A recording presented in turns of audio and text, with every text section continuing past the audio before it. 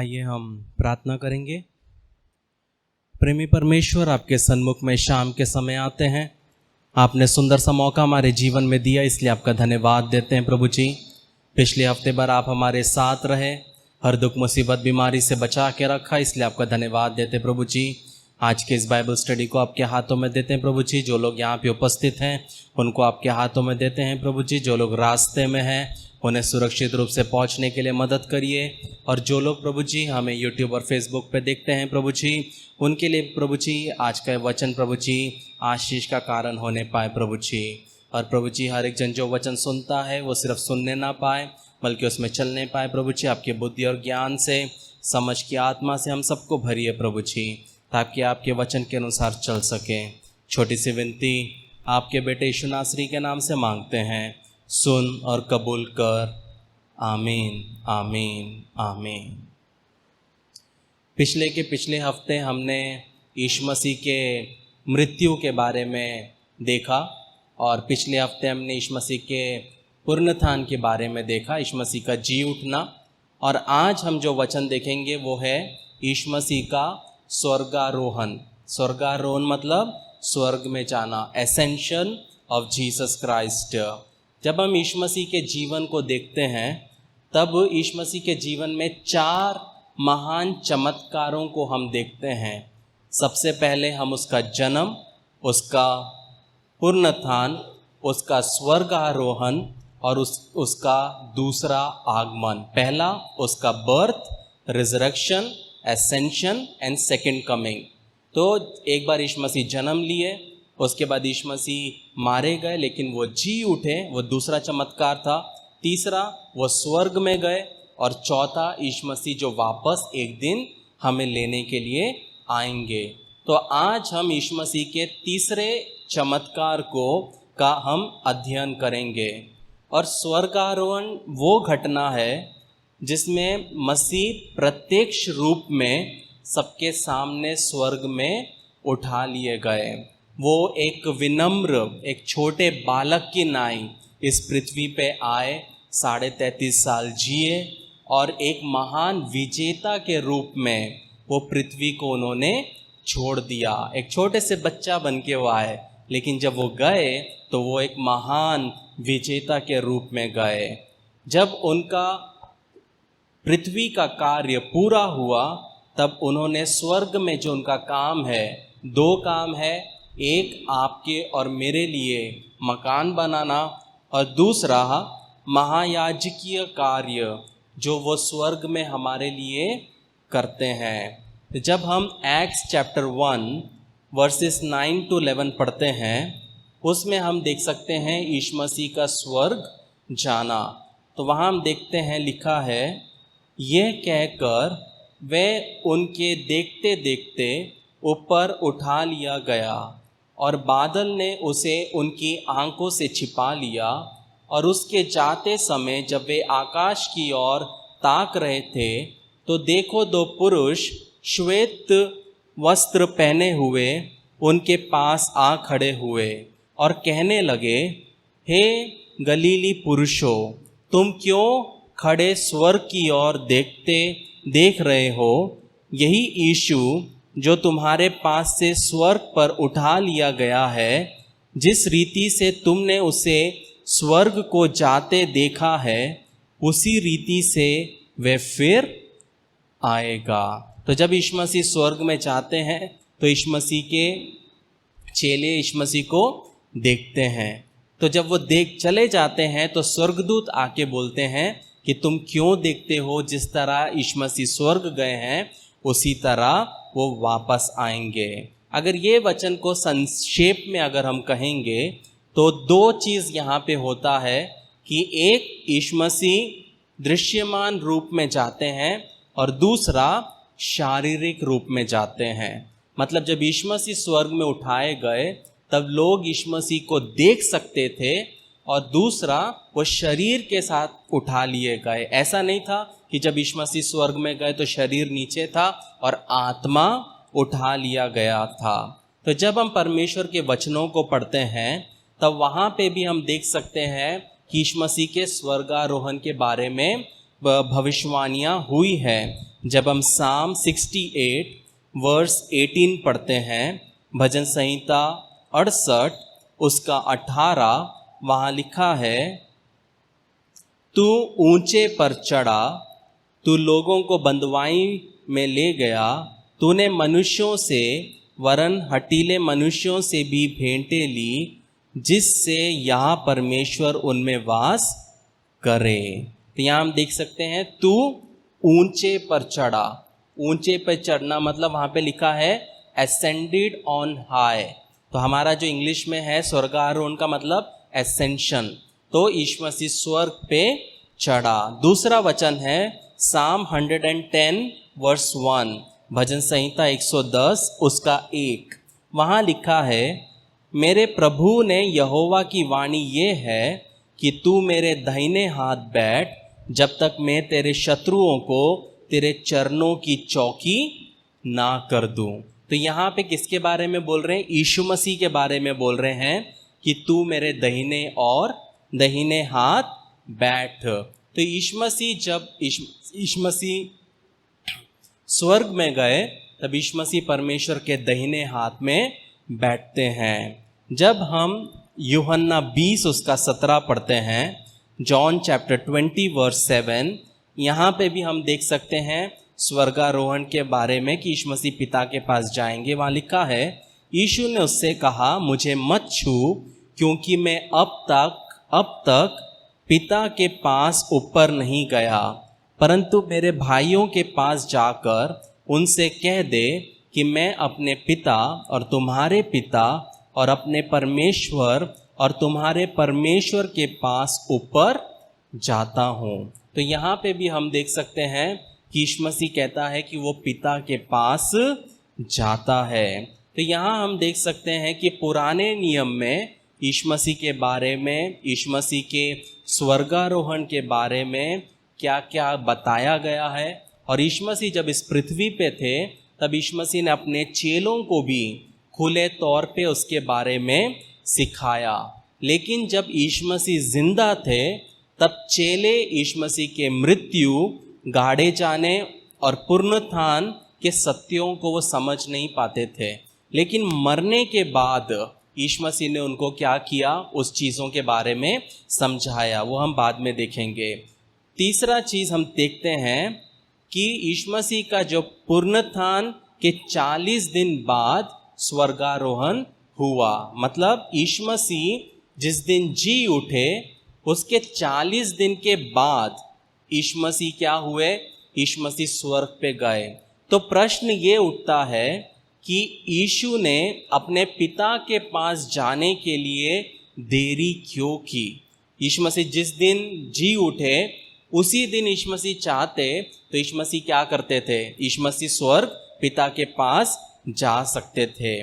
तो पहला कारण ये था कि वो सबको साबित करना चाहते थे कि वास्तव में वो जी उठे हैं। वो सबके मन से संदेह को दूर करना चाहते थे कि वो सच में मृतकों में से वो जी उठे हैं। और ये विश्वासियों के विश्वास की स्थापना के लिए आवश्यक है या आवश्यक था। अगर आप एक व्यक्ति को देखोगे जिसके बारे में आपने सुना है कि वो मृतकों में से जी उठा है, एक बार देखोगे उसके बाद नहीं देखोगे तो आप बोलोगे वो डमी था। हो सकता है किसी ने स्टेज किया होगा, किसी ने उसका चेहरा लगा के लाया होगा।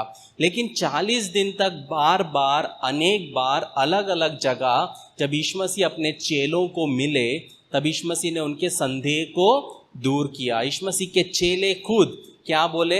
जब तक मैं उसकी पसली में उंगली नहीं डालूंगा तब तक मैं विश्वास नहीं करूंगा। तो यीशु मसीह को पता है कि एक इंसान तभी विश्वास करेगा जब वो उसको बार बार देखेगा। दूसरा, यीशु मसीह इसलिए रुके ताकि वो अपने चेलों को अधिक निर्देश दे सके और चीज़ों को वो समझा सके। जब हम एक्ट्स चैप्टर 1 वर्स 3 पढ़ते हैं, प्रेरितों के काम 1 उसका 3 पढ़ते हैं, वहाँ लिखा है, और उसने दुख उठाने के बाद बहुत से बड़े प्रमाणों से अपने आप को उन्हें जीवित दिखाया और 40 दिन तक वह उन्हें दिखाई देता रहा और परमेश्वर के राज्य की बातें करता रहा। तो जब यीशु मसीह अपने चेलों से मिले तब यीशु मसीह उन्हें जब यीशु मसीह जिंदा थे तब यीशु मसीह ने उन्हें अपने मृत्यु के बारे में बताया, अपने दफन के बारे में बताया, पुनरुत्थान के बारे में बताया। तो ऐसी बहुत सारी बातों को जो यीशु मसीह ने बताया, जब यीशु मसीह जी उठे तब यीशु मसीह ने अपने चेलों को वो सब बातों के बारे में स्मरण कराया और अपने राज्य के बारे में उन्हें बताया कि तुम्हें क्या करना है, कैसे करना है। हर एक चीज़ बाइबल में लिखी नहीं है, लेकिन जितना बात हमें जानना है, जितना बात हमें समझना है, वो हमें बाइबल में लिखा गया है। चौथा पॉइंट क्वेश्चन ये उठता है कि स्वर्गारोहण का तरीका क्या था। जब यीशु मसीह स्वर्ग गए तो वो किस प्रकार गए। जब हम एलिया के बारे में देखते हैं तब एलिया को जब स्वर्ग में उठाया गया तो आग का रथ आया और एलिया को वो उठा के ले गया। लेकिन जब हम यीशु मसीह के बारे में देखते हैं, वहाँ लिखा है लूक चैप्टर 24 वर्स 51, लूका 24 उसका 51, वहाँ लिखा है और उन्हें आशीष देते हुए वे उनसे अलग हो गया और स्वर्ग से उठा लिया गया। तो यहाँ हम देख सकते हैं कि यीशु मसीह उनको आशीष देते हैं और वे स्वर्ग से उठा लिए जाते हैं। तो यीशु मसीह को जब हम आज समझते हैं, वो पिता के दाहिने हाथ पे विराजमान है। लेकिन कुछ लोग सोचते हैं कि ये सिर्फ बोलने की बात है, ये सिर्फ कहने की बात है, लेकिन ऐसा नहीं है। क्योंकि जब स्तिफानुस जब मर रहा था तब परमेश्वर ने उसको दर्शन दिखाया कि यीशु मसीह परमेश्वर के दाहिने ओर खड़ा है। प्रेरितों के काम 7 उसका 55 और 56 जब हम पढ़ते हैं, एक्ट्स चैप्टर 7 वर्सेस 55 to 56, वहाँ लिखा है परंतु उसने पवित्र आत्मा से परिपूर्ण होकर स्वर्ग की ओर देखा और परमेश्वर की महिमा को और यीशु को परमेश्वर की दाहिनी ओर खड़ा देखकर कहा, देखो मैं स्वर्ग को खुला हुआ और मनुष्य के पुत्र को परमेश्वर के दाहिने ओर खड़ा हुआ देखता हूँ। तो यहाँ हम देख सकते हैं कि जो यीशु मसीह जो स्वर्ग में गया, परमेश्वर के सामने दाहिने हाथ विराजमान हुआ, वो क्या है, वो कहानी नहीं है, वो परमेश्वर के चेले ने स्तिफानुस ने देखा है। तो जो स्वर्गारोहण था वो गुप्त नहीं था, बल्कि प्रेरितों ने उसको होते हुए देखा है। जैसे जब यीशु मसीह की मृत्यु हुई तब यीशु मसीह कमरे के अंदर नहीं मरे, कोई हॉल के अंदर नहीं मरे, लेकिन यीशु मसीह सबके सामने प्रत्यक्ष रूप में जब सब लोग देख सकते थे, वैसे ही यीशु मसीह मरे और वैसे ही यीशु मसीह स्वर्ग में भी गए।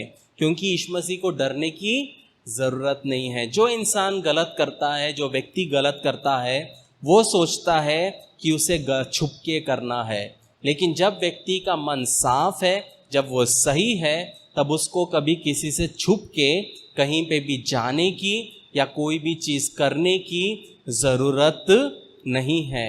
तो एक और प्रश्न ये उठता है कि स्वर्गारोहण की आवश्यकता क्या थी। यीशु मसीह कब जी उठे और जी उठने के बाद यीशु मसीह अगर हमेशा ही पृथ्वी पे रहते तो कितना अच्छा होता। लेकिन यीशु मसीह का स्वर्गारोहण हुआ, यीशु मसीह स्वर्ग गए, तो ऐसा क्यों हुआ?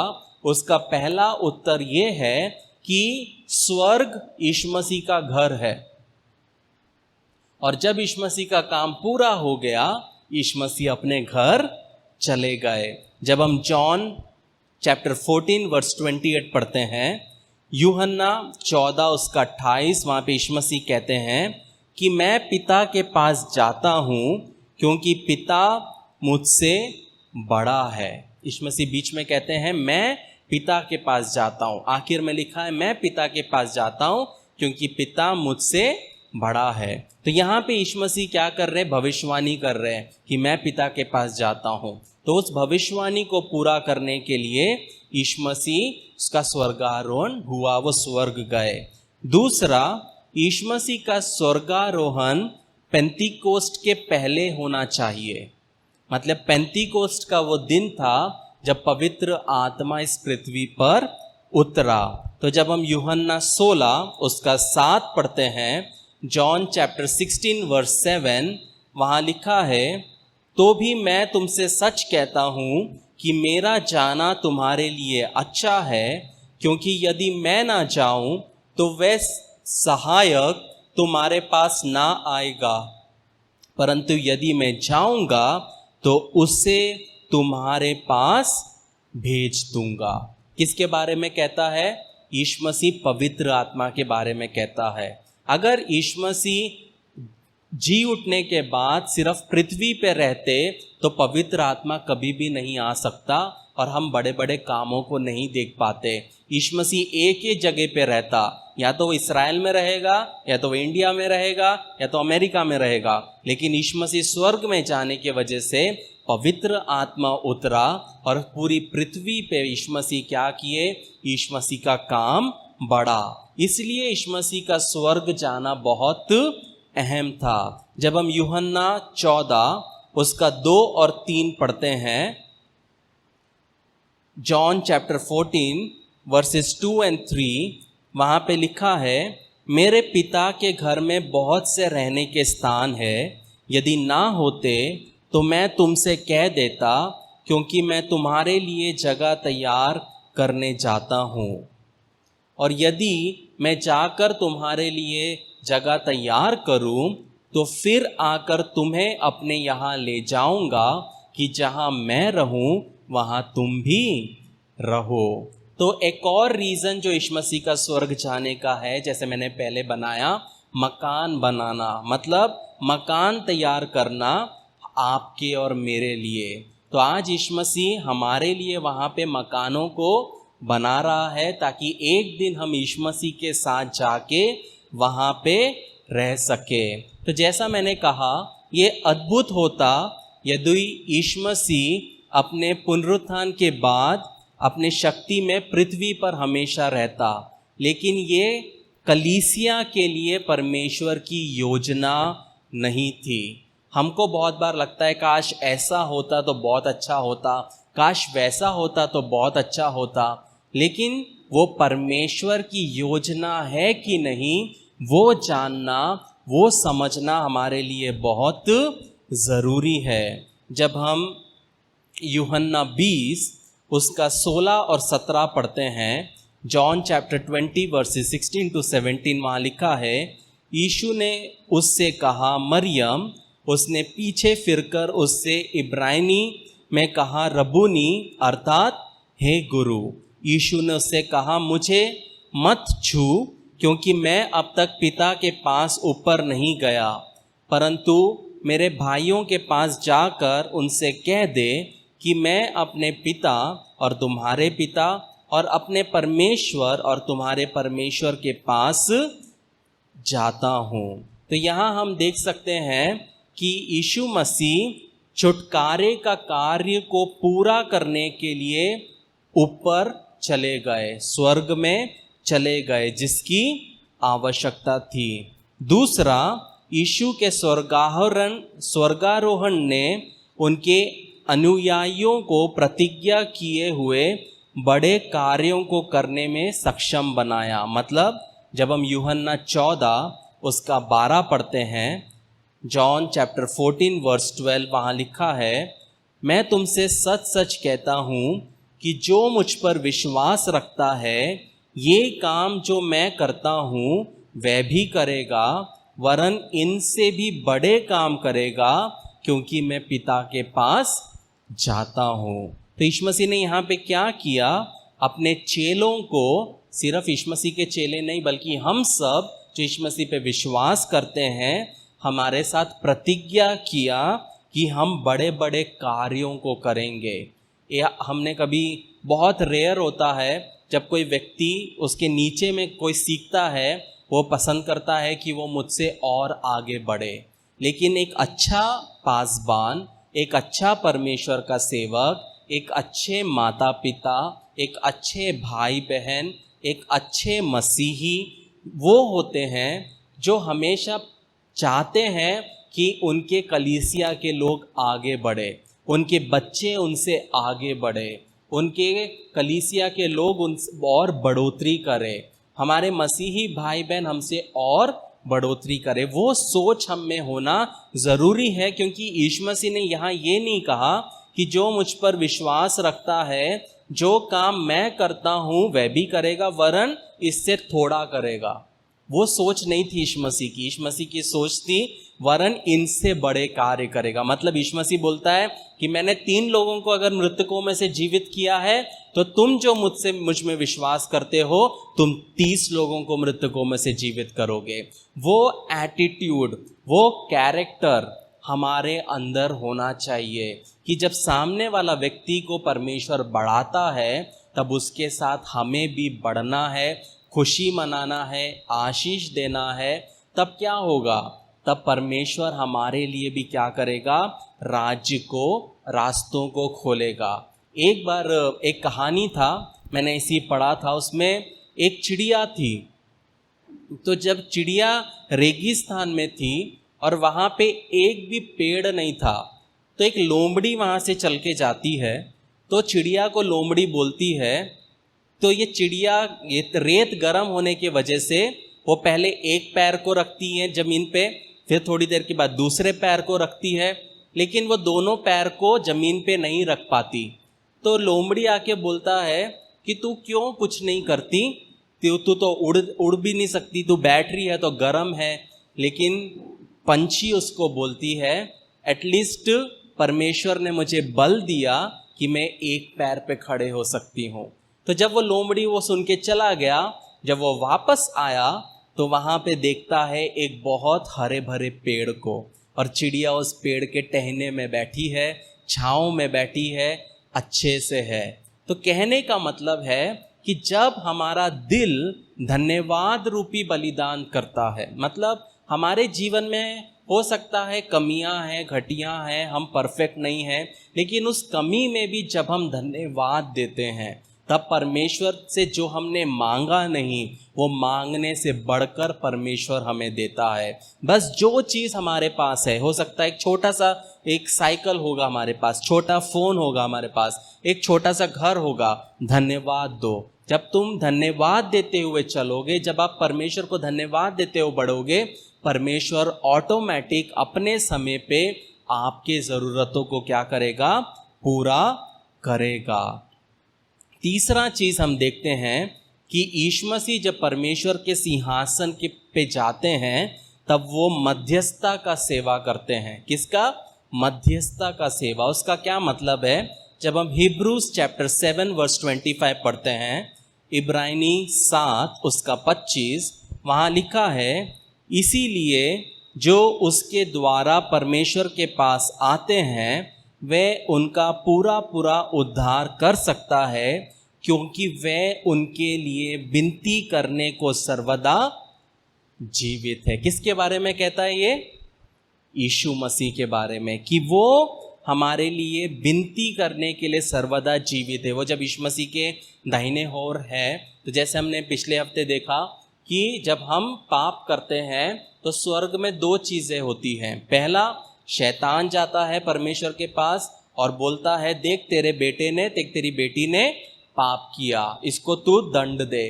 तब वहीं पे यीशु मसीह क्या करता है? हमारा एडवोकेट के नाई, एडवोकेट मतलब वकील के नाई, हमारी वकालत करता है कि ये मेरा बेटा है, इसको एक और मौका देना है। जब हम 1 जॉन चैप्टर 2 वर्स 1 पढ़ते हैं, पहला यूहन्ना 2 उसका 1, वहाँ पे लिखा है, हे मेरे बालकों, मैं ये बातें तुम्हें इसलिए लिखता हूँ कि तुम पाप ना करो, और यदि कोई पाप करे तो पिता के पास हमारा एक सहायक है, अर्थात धार्मिक यीशु मसीह। वचन क्या कहता है? पाप मत करो। लेकिन जो लिखता है यूहन्ना, उसको पता है हम पाप करेंगे, तो वो क्या बोलता है? यदि कोई पाप करे तो पिता के पास हमारा एक सहायक है, जो कि कौन है? यीशु मसीह। और वो क्यों पिता के पास है? क्योंकि वो स्वर्ग में है, अर्थात धार्मिक यीशु मसीह। तो हम जब विश्वास में जीते हैं तब एक चीज़ हमेशा आपको ध्यान रखना है, हो सकता है आपके पासबान आपके लिए प्रार्थना ना करे, हो सकता है आपके घर वाले आपके लिए प्रार्थना ना करें, आपके दोस्त आपके लिए प्रार्थना ना करे, आपका पति आपकी पत्नी आपके लिए प्रार्थना ना करे, लेकिन एक चीज़ के लिए आप अश्योर्ड हो सकते हो कि यीशु मसीह आपके लिए प्रार्थना कर रहा है।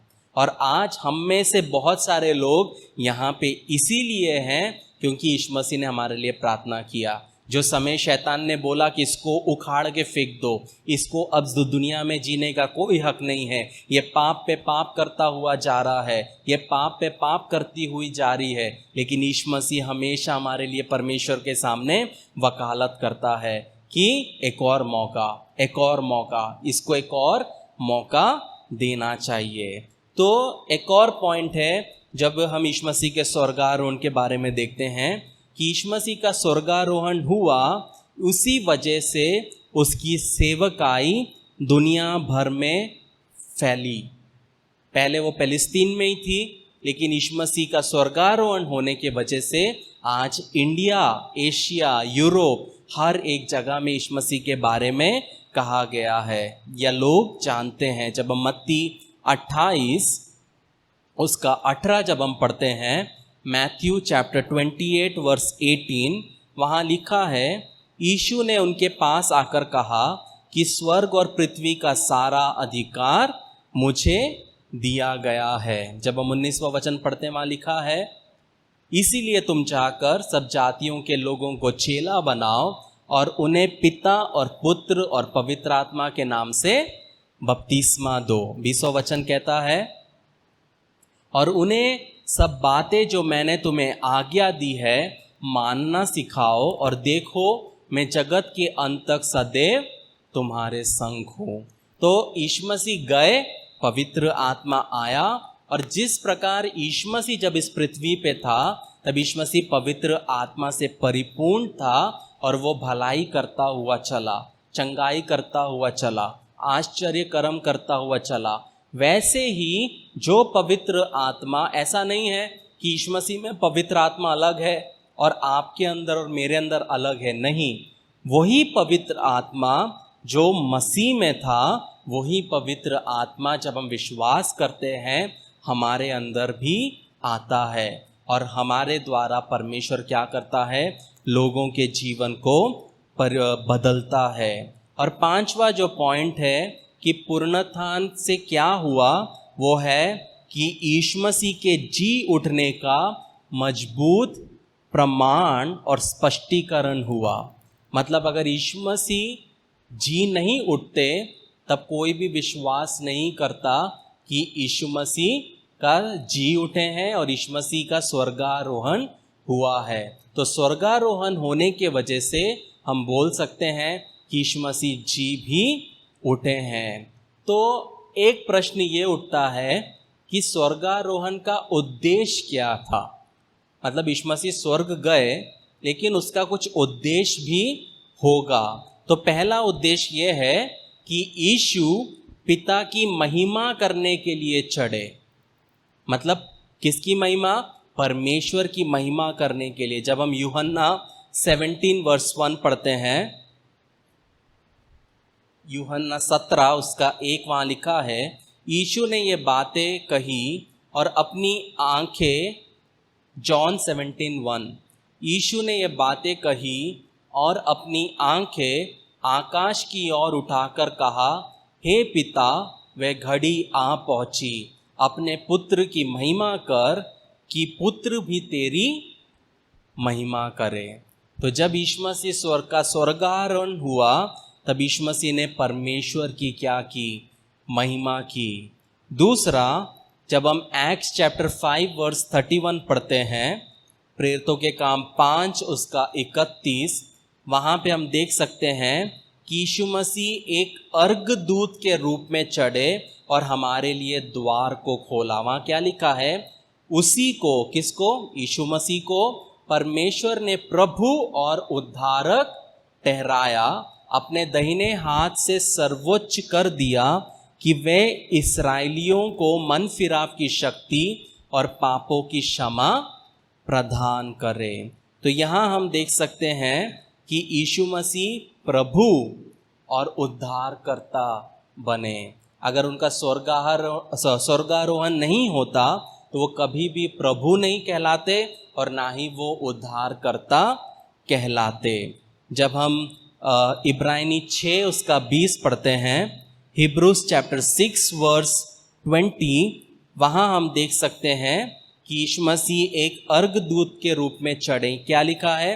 जहाँ यीशु मलकीसेदेक की रीति पर सदा काल का महायाजक बनकर हमारे लिए अगुआ की रीति पर प्रवेश हुआ। अगुआ की रीति पर मतलब एक अर्घदूत। अर्घदूत मतलब फोररनर, मतलब यीशु मसीह पहले व्यक्ति हैं जिनको नया शरीर मिला, नया हर एक चीज़ मिला और वो स्वर्ग में गए हैं। हमारे लिए वो कौन है?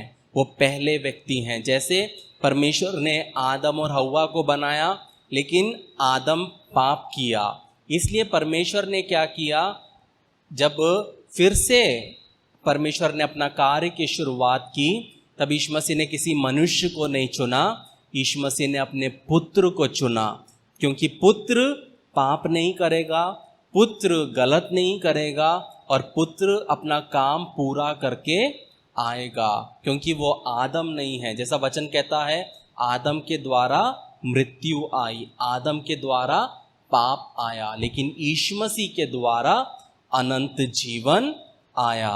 चौथा चीज़ जो हमने पहले भी पढ़ चुके हैं, यूहन्ना 14 उसका 2, जॉन 14 वर्स 2, हमने देखा कि हमारे लिए स्वर्गीय निवास तैयार करने के लिए यीशु मसीह स्वर्ग में गए हैं। क्या लिखा है? मेरे पिता के घर में बहुत से रहने के स्थान है, यदि ना होते तो मैं तुमसे कह देता, क्योंकि मैं तुम्हारे लिए जगह तैयार करने जाता हूँ। तो यहाँ हम देख सकते हैं एक उद्देश्य जो यीशु मसीह का स्वर्ग जाने का है, हमारे लिए जगह तैयार करने के लिए। पांचवा चीज़ जो हम देखते हैं वो है कि स्वर्ग जाने की वजह से यीशु मसीह हमारा महायाजक बना। कहने का मतलब है, जब हम इब्रानियों 9 उसका 21 से 24 पढ़ते हैं, हिब्रूज चैप्टर 9 वर्सेस 21 to 24, यहाँ लिखा है, और इसी रीति से उसने तंबू और सेवा के सारे सामान पर लहू छिड़का और व्यवस्था के अनुसार पर्याप्त सब वस्तुएं लहू के द्वारा शुद्ध की जाती है और बिना लहू बहाए क्षमा नहीं होती। इसलिए अवश्य है कि स्वर्ग में की वस्तुओं के प्रतिरूप इनके द्वारा शुद्ध किए जाएं, पर स्वर्ग में की वस्तुएं आप इनसे उत्तम बलिदान के द्वारा, क्योंकि मसीह ने उस हाथ के बनाए हुए पवित्र स्थान में, जो सच्चे पवित्र स्थान का नमूना है, प्रवेश नहीं किया, पर स्वर्ग ही में प्रवेश किया, ताकि हमारे लिए अब परमेश्वर के सामने दिखाई दे।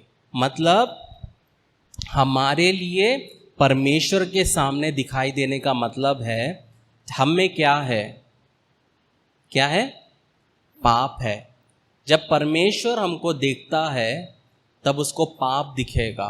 तो जब हमारे लिए परमेश्वर के सामने दिखाई देने का मतलब, जब हम यीशु मसीह पे विश्वास करते हैं तब हम यीशु मसीह की धार्मिकता को पहनते हैं।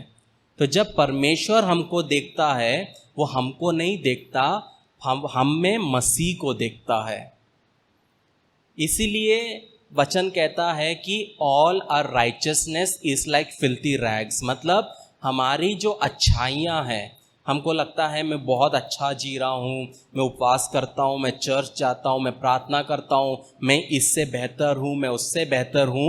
तो वचन कहता है कि वो हमारी पवित्रता परमेश्वर के सामने सड़े हुए बोरे के समान है। और वचन कहता है कि इस पृथ्वी पे कोई भी पवित्र नहीं सिवाय यीशु मसीह के। तो कहने का मतलब है, यीशु मसीह स्वर्ग गए, उसी वजह से हम यीशु मसीह को अपना सकते हैं और परमेश्वर के सामने हम खड़े हो सकते हैं। जब हम हिब्रूज 10 वर्सेस 12 and 13 पढ़ते हैं, इब्रानियों 10 उसका 12 और 13 वहाँ लिखा है, पर ये व्यक्ति तो पापों के बदले एक ही बलिदान सर्वदा के लिए चढ़ाकर परमेश्वर के दाहिने जा बैठा, और उसी समय से इसकी बाट जो रहा है कि उसके बैरी उसके पाँवों के नीचे की पीढ़ी बने। मतलब पुराने नियम में हर एक पाप के लिए बलिदान होता था, लेकिन नए नियम में यीशु मसीह ने एक ही बलिदान देकर सर्वदा के लिए वो परमेश्वर के दाहिने ओर जा बैठा, ताकि हम उसके पीछे पीछे स्वर्ग में आ सके। वो एक उद्देश्य है यीशु मसीह का स्वर्ग जाने का। आखिर प्रश्न ये होता है कि स्वर्गारोहण का परिणाम क्या है, मतलब रिजल्ट क्या होता है। तो वो समझने के लिए हमें पढ़ना है हिब्रूज चैप्टर 4 वर्सेस 14 to 16। जब हम वो पढ़ते हैं तो हम समझते हैं कि हम परमेश्वर के सामने साहस पूर्वक आ सकते हैं। जब हम पढ़ते हैं 14 से क्या लिखा है, सो जब हमारा ऐसा बड़ा महायाजक है जो स्वर्गों से होकर गया है, अर्थात परमेश्वर का पुत्र यीशु, तो आओ हम अपने अंगीकार को दृढ़ता से थामे रहे, क्योंकि हमारा ऐसा महायाजक नहीं जो हमारी निर्बलताओं में हमारे साथ दुखी ना हो सके, वरन वे सब बातों में हमारी नाई परखा तो गया तो भी निष्पाप निकला। इसलिए आओ हम अनुग्रह के सिंहासन के सामने हियाव बांध कर चले कि हम पर दया हो और वे अनुग्रह पाए जो आवश्यकता के समय हमारी सहायता करे। क्या लिखा है? हियाव बांध कर चले कि हम पर दया हो। पुराने नियम में जब एक व्यक्ति बलि करने के लिए टेम्पल में जाता था, टैबरनेकल में जाता था, तब उसके पैर में एक रस्सी बांधी जाती थी और उसके कमर में घंटियों को बांधा जाता था। और जब वो अंदर जाता था परमेश्वर की आराधना करने के लिए महायाजक, तो उसको कंटिन्यूसली ऐसे ऐसे हिलना पड़ता था। क्यों? क्योंकि वो रस्सी जो है वो तंबू के बाहर रहती थी और लोग उसको पकड़ के खड़े रहते थे। अगर ये महायाजक की घंटी नहीं बजेगी तो वो समझ जाते थे इसमें पाप था और ये मर गया। तो वो क्या करते थे, उस रस्सी को खींच के उसके शरीर को बाहर निकालते थे। लेकिन नए नियम में यीशु मसीह हमारे लिए एक ही बार बलि दिया और आज हमको बिना डरे, ऐसा नहीं है कि अगर आपको प्रार्थना करना है तो आप पैर धोओगे, हाथ धोओगे, नहाओगे, उसके बाद चादर बिछाओगे तो ही आपकी प्रार्थना सुनी जाएगी। आप जो परिस्थिति में हो, आप जैसे हो, परमेश्वर आपका दिल देखता है। आपके जीवन में आप बीमार हो, आप लेटे लेटे प्रार्थना करो, थके हुए हो, लेटे लेटे प्रार्थना करो, कोई दिक्कत नहीं है, लेकिन सोना नहीं है, प्रार्थना करना है। तो कहने का मतलब है हियाव के साथ आप कभी भी, आपको डरना नहीं है कि मैं परमेश्वर को कब बोलूं अब्बा पिता, उसके लिए आपको डरना नहीं है। आपको जब लगता है, गाड़ी चला रहे हो परमेश्वर से बात कर सकते हो, नहा रहे हो परमेश्वर से बात करते हो, कील ठोक रहे हो परमेश्वर से बात कर सकते हो। कहने का मतलब है ऐसा कोई समय नहीं है कि उसी समय आप प्रार्थना करोगे तो ही परमेश्वर सुनेगा। बहुत लोगों को लगता है कि सुबह 4 बजे उठ के प्रार्थना करेंगे तो ही परमेश्वर कबूल करेगा, लेकिन वो ये नहीं समझते कि यीशु मसीह का समय और हमारे समय में बहुत फ़र्क है। यीशु मसीह के समय में लाइट नहीं थी, यीशु मसीह के समय में इंटरनेट नहीं था, यीशु मसीह के समय में बहुत सारी चीज़ें नहीं थी जो अभी है। उस ज़माने में लोग 7, 7:30 बजे सो जाते थे और उनको काम करने के लिए उठना पड़ता था सुबह जब सूरज निकलता था। तो जो व्यक्ति 7 बजे सोएगा तो नेक्स्ट डे 10 बजे तक वो नहीं सो सकता, वो प्रॉपर 3:30, 4 बजे उठेगा, क्योंकि वो उनका कस्टम है। लेकिन अगर आप ये सोचोगे आप इंडिया के कल्चर के हिसाब से जियोगे कि जहाँ पे आप रात को 1:30 बजे 2 बजे सो रहे हो, फिर आप बोलोगे मेरे को 4 बजे उठ के प्रार्थना करना है क्योंकि यीशु मसीह उठा, तो वो बेवकूफ़ी है। प्रार्थना आप कभी भी करो, आपके प्रार्थना करने समय के वजह से आपकी प्रार्थना जल्दी कबूल होगी, ऐसा बिल्कुल नहीं है। परमेश्वर आपका दिल देखता है, परमेश्वर आपकी ज़रूरतों को देखता है। अगर मैं प्रार्थना करूं कि परमेश्वर मुझे एक हेलीकॉप्टर चाहिए और मैं दिन रात उपवास प्रार्थना कर रहा हूं, 24 में से 18 घंटे प्रार्थना कर रहा हूं, क्या मुझे मिलेगा? नहीं मिलेगा। क्यों नहीं मिलेगा? क्योंकि मुझे उसकी ज़रूरत नहीं है। लेकिन जब मुझे उसकी ज़रूरत रहेगी, बिना मांगे वो मुझे मिल जाएगा। इसीलिए वचन कहता है परमेश्वर की इच्छा के अनुसार मांगो। जब आप मांगते हैं तो उसकी इच्छा के अनुसार जब हम मांगते हैं, तब परमेश्वर हमारी ज़रूरतों को क्या करता है? वो पूरी करता है। जब हम हिब्रू 7 उसका 25 पढ़ते हैं, इब्रानियों 7 उसका 25 वहाँ लिखा है, इसलिए जो उसके द्वारा परमेश्वर के पास आते हैं वह उनका पूरा पूरा उद्धार कर सकता है, क्योंकि वह उनके लिए विनती करने को सर्वदा जीवित है। यीशु मसीह स्वर्ग में है ताकि हम बच सके।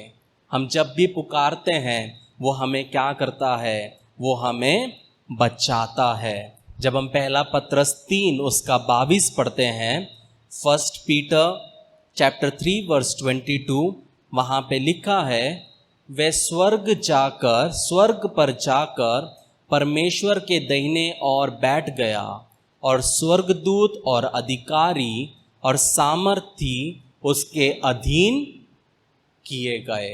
मतलब जब यीशु मसीह स्वर्ग गया तब उसने सब अधिकार हमको दिया। अगर यीशु मसीह स्वर्ग नहीं जाता तो वचन कहता है सांपों को और बिच्छुओं को रौंदने का अधिकार मैं तुम्हें देता हूँ।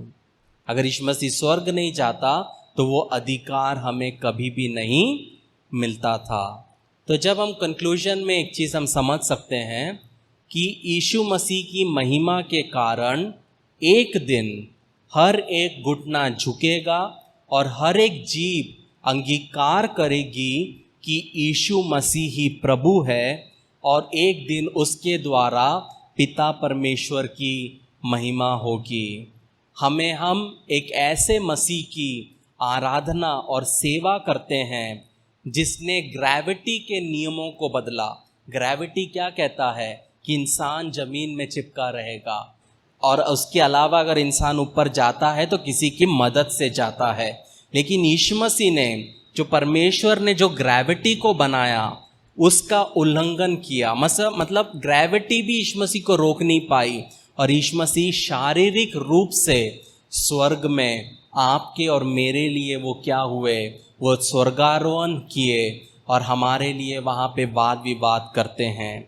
इसीलिए हमें हर दिन इस तैयारी के साथ रहना है कि जिस प्रकार यीशु मसीह शारीरिक तौर पे और प्रत्यक्ष रूप में जिस तरह यीशु मसीह गए, उसी तरह एक दिन यीशु मसीह वापस आएंगे। उसके लिए मुझे तैयार होना है। और जब यीशु मसीह वापस आएंगे, जो लोग मर चुके हैं वो लोग जी उठेंगे। सबसे पहले वो जी उठेंगे, उसके बाद जो जिंदा है वो भी उठा लिए जाएंगे। और वो जो समय रहेगा, वो जो इवेंट होगा, वो इतना बड़ा है कि इस दुनिया में वैसा कोई भी स्टेडियम नहीं बना है जहाँ पे हम सब मिल पाएंगे। इसलिए हम जब मिलेंगे तब हम कहाँ मिलेंगे? बादलों पर मिलेंगे। जब भी आप में पता नहीं आप में से कितने लोग फ़्लाइट में गए हैं, जो नहीं गए हैं मैं प्रेयर करता हूँ कि आप सब लाइफ में फ़्लाइट्स में जाएं।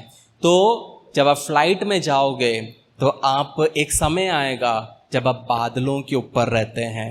और जब भी मैं फ़्लाइट में जाता हूँ और मैं देखता हूँ तो मैं एक चीज़ को स्मरण करता हूँ कि जब यीशु मसीह आएंगे तब हम ऐसे ही यीशु मसीह के साथ मिलेंगे।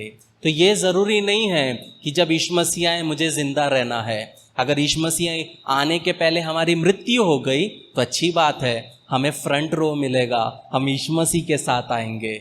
लेकिन अगर यीशु मसीह आता है और हम जीवित हैं तो हम यीशु मसीह के साथ उठा लिए जाएंगे। कहने का मतलब है कि जब हम हर दिन यीशु मसीह के साथ जीते हैं तो हमेशा उसके जन्म को हमें स्मरण रखना है, उसके मृत्यु को हमें स्मरण रखना है, उसके पुनरुत्थान को स्मरण रखना है और उसके स्वर्गारोहण को स्मरण रखना है और उसके दूसरे आगमन को स्मरण रखना है। सिर्फ एक दिन हमको क्रिसमस नहीं मनाना है, बल्कि हर दिन हमारा क्रिसमस होना चाहिए। एक दिन हमें सिर्फ गुड फ्राइडे नहीं मनाना है, बल्कि हर दिन हमारा गुड फ्राइडे होना चाहिए। हर दिन हमें स्मरण करते हुए जीना है कि अगर मैं आज जीवित हूँ, क्योंकि 2000 साल पहले यीशु मसीह मेरे लिए जन्मा, 2000 साल पहले यीशु मसीह मेरे लिए मरा, 2000 साल पहले यीशु मसीह को परमेश्वर ने जी उठाया और यीशु मसीह स्वर्ग में आज मेरे लिए है। तो वो चीज़ को जब हम स्मरण करके हम दिन प्रतिदिन जिएंगे, तब शैतान हम पे कभी हावी नहीं होगा, शैतान का कोई प्लान हमारे ऊपर सक्सेसफुल नहीं होगा, शैतान के तंत्र हमारे ऊपर सक्सेस नहीं होंगे और हम परमेश्वर के कार्य को अपने जीवन में, अपने परिवार में, अपने बिजनेस में, अपनी सेवकाई में, अपने भाई बहनों के जीवन में हम देखने पाएंगे। मैं विश्वास करता हूँ कि इस वचन से परमेश्वर ने आपको आशीष दिया। आइए हम प्रार्थना करें। प्रेमी परमेश्वर, आपके सन्मुख में इस शाम के समय आते हैं। आपने सुंदर सा मौका हमारे जीवन में दिया, इसलिए आपका धन्यवाद देते हैं प्रभु जी। धन्यवाद जो आप हमारे लिए इस पृथ्वी पे आए, आप हमारे लिए 33.5 साल इस पृथ्वी पे जिए, हमारे लिए मारे गए, गाड़े गए और तीसरे दिन जी उठे और 40 दिन के बाद आपने स्वर्गारोहण किया और उसी प्रकार आप एक दिन वापस आने वाले हैं। प्रभु जी, आपकी जो इच्छा है वो हम सबके जीवन में पूरी होने पाए।